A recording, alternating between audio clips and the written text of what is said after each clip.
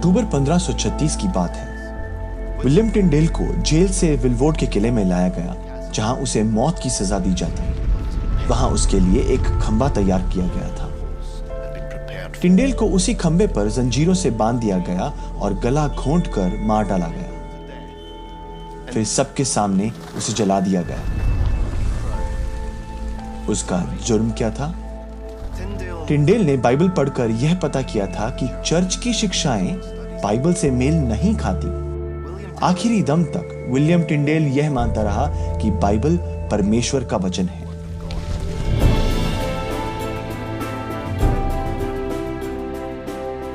William Tyndale वो पहला शख्स था जिसने बाइबल का मूल भाषाओं से अंग्रेजी में अनुवाद करने का जिम्मा लिया। टिंडेल का जन्म 15वीं सदी के आखिर में हुआ था, ग्लॉस्टरशायर नाम के इलाके में। मगर उसे ऑक्सफोर्ड जाने का मौका मिला और वह एक पादरी बन गया।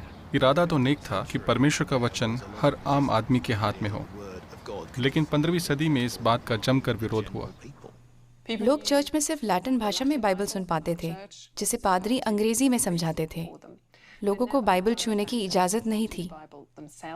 टिंडेल को इंग्लैंड में अनुवाद करने की इजाज़त नहीं मिली।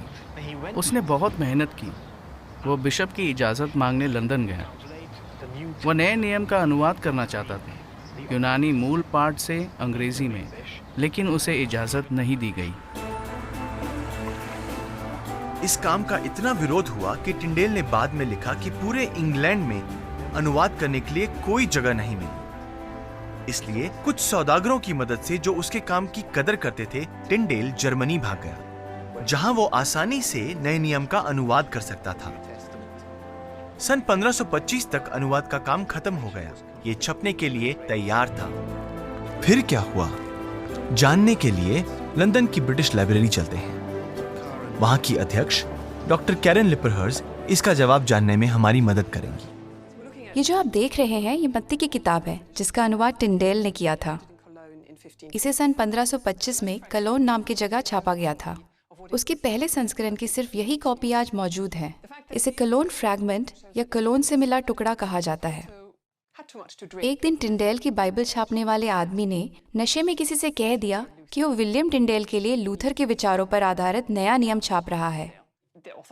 जब अधिकारियों ने उसकी दुकान पर छापा मारा तो टिंडेल और उसके साथी राइन शहर भाग गए, जो वर्म शहर से आगे है। वो बस मत्ती का कुछ हिस्सा ही छाप पाए थे। टिंडेल का काम वाकई खतरों से खाली नहीं था।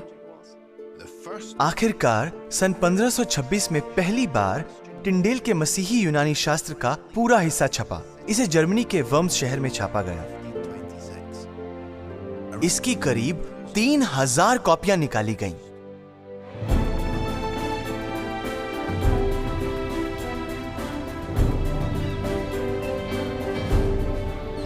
जर्मनी छोड़ने के बाद टिंडेल एंटवर्प गया। भीड़ भाड़ वाला यह शहर टिंडेल के लिए बिल्कुल सही था।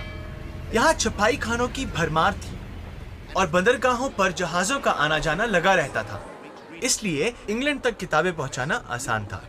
प्रोफेसर गुइडो लाट्रे मुझे वो गलियां दिखाने ले गए जिनमें 500 साल पहले खुद टिंडेल घुमा करता था। टिंडेल ने चारों तरफ देखा कि आम लोगों के पास भी बाइबल है, वो भी उनकी भाषा डच में। उसका सपना था कि इंग्लैंड में भी हर किसी के पास अपनी बाइबल हो। अगर किसी को इंग्लैंड में चोरी छिपे ढेर सारी बाइबलें पहुंचानी हो तो उत्तरी यूरोप का ये बंदरगाह बिल्कुल सही था, क्योंकि ये सबसे बड़ा था। उस समय बाइबलें भारी भरकम होती थी, उनकी तस्करी करना मुश्किल था। इसलिए बाइबल के पन्नों को अलग अलग करके इन तहखानों या गोदामों जैसी जगह लाया जाता था।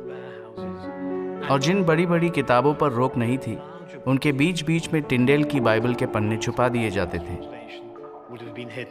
लंदन में लोग इसे पहचान लेते थे।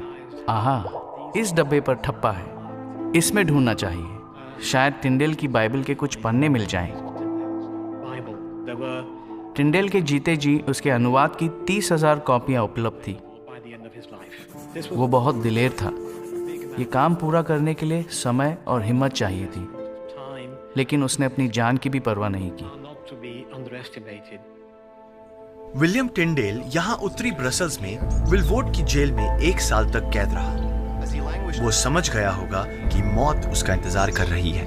उसे बेरहमी से तड़पा तड़पा कर मार डाला जाएगा। टिंडेल अंग्रेजी भाषा में अपने योगदान के लिए जाना जाता है, लेकिन उसके लिए बाइबल का अनुवाद करना बस एक जुनून नहीं था, उसे सचमुच बाइबल से प्यार था। यूं कह लीजिए कि वो परमेश्वर के वचन के बारे में भजनहार की तरह सोचता था, जिसने कहा, मैं तेरे कानून से कितना प्यार करता हूं।